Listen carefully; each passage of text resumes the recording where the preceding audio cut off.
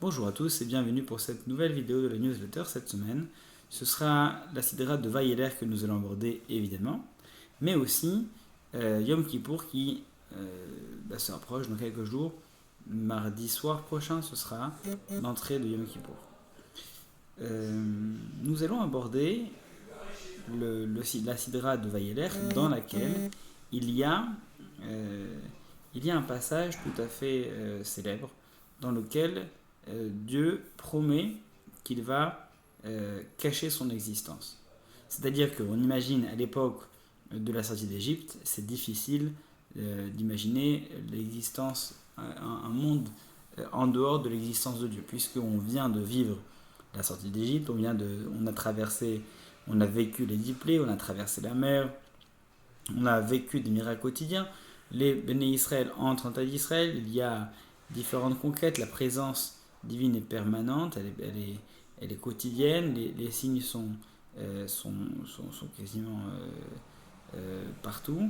On a ensuite le temple avec tous ses miracles, on a ensuite le second temple et tous ses miracles, mais ensuite, bien c'est là qu'il y a ce verset qui prend tout son sens, et vous le trouverez dans le chapitre 31, verset 18, Vanochi haster astir panai be'emahu.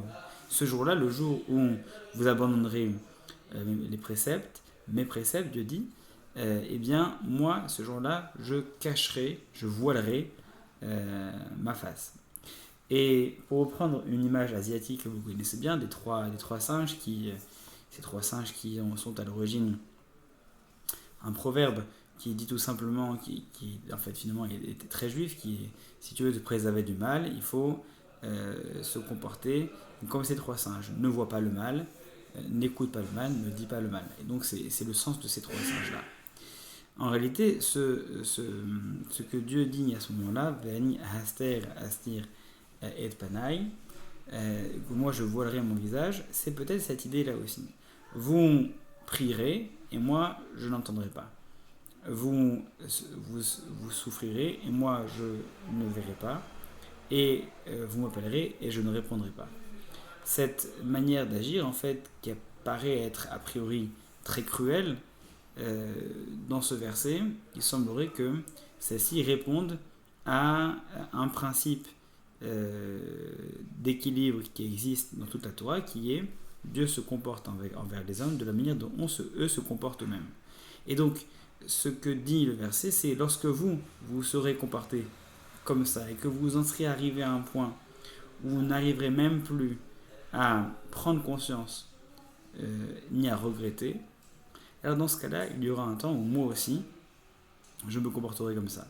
C'est-à-dire que tant qu'on arrive à passer par cet examen de conscience qui nous fait un petit peu regretter, un petit peu, c'est-à-dire ne serait-ce que nous faire sentir mal, ou ne serait-ce que prendre conscience qu'il y a quelque chose à réparer. C'est ça le sens de la teshuva. Ça commence avec une étincelle minime cette étincelle, c'est juste cette prise de conscience, cette mauvaise conscience qu'on a d'avoir fait quelque chose de grave ou de mal.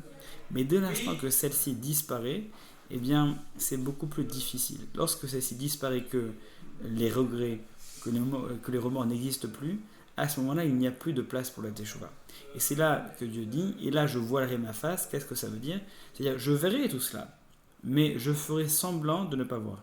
Qu'est-ce que ça veut dire? De la même manière qu'une personne fait semblant, elle masque sa conscience pour pouvoir se désinhiber ses besoins, ses envies, eh bien, alors qu'elle sait que, quelque part, qu'elle a été éduquée d'une certaine façon, elle sait que elle devrait le regretter, et elle se force à voiler sa conscience, eh bien Dieu dit, moi aussi, pendant un temps, bien que je verrai, bien que je sentirai, bien que j'entendrai, eh bien je voilerai mon visage. Bien que nous avons, pour conclure sur une note positive, la garantie que Dieu, quoi qu'il en soit, nous écoute, nous entend et peut intervenir.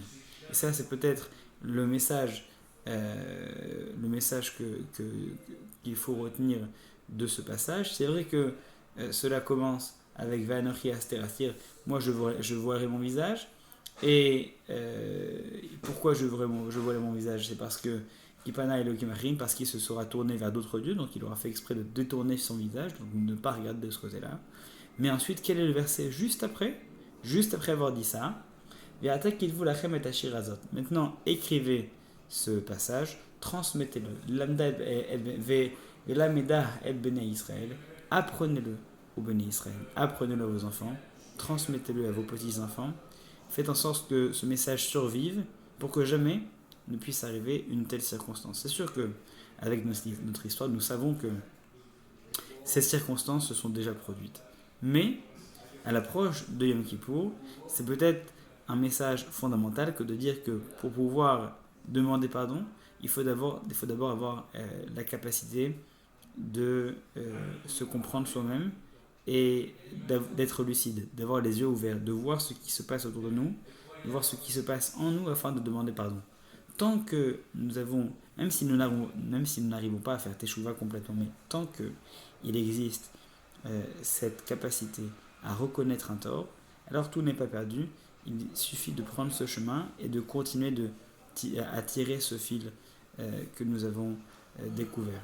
Mais si une personne n'a plus la sensibilité, n'est plus du tout sensible et ne voit plus le problème, à ce moment-là, la teshuva est compromise. Que Dieu nous permette en cette veille de Shabbat Shuvah et quelques jours avant Yom Kippour, de pouvoir ces jours nous éveiller à une lucidité qui nous permettra de prendre conscience de notre existence et de notre position dans le cadre de notre vie et de notre destin. Shabbat Shalom.